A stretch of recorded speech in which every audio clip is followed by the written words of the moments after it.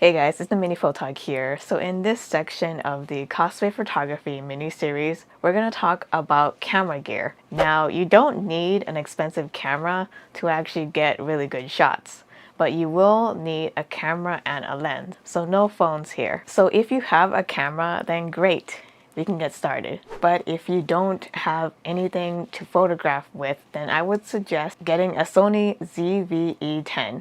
It's very affordable and it's one of the entry line cameras, but you have the ability to change lenses. So that's what makes it great. The lens that I would recommend is definitely a 50mm. Why? A 50mm allows you to get really good, nice background and also is great for low lighting situations. It is also really cheap.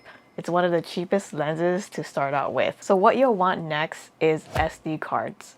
You're going to want to pick up SD cards because you're going to need to save your photos from your camera. After that, you're going to need to pick up some extra batteries. I don't think one battery can last you the whole day of the convention or your entire photo shoot. So this next piece of gear, I don't really recommend to beginners, but with cosplay photography, you're going to find yourself shooting a lot indoors during a convention. So this is an external flash.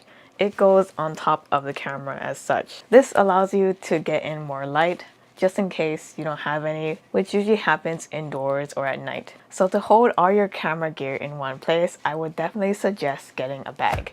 It doesn't have to be a backpack. It can be a sling bag like what I have here. And finally, you're going to want to invest in a good laptop or PC. The reason why you're going to need a good PC or laptop is because you're going to want to edit these photos. So it's going to be running software like Adobe Photoshop and Lightroom. I recommend these because I personally use those two the most. And that is all I have for the gear section.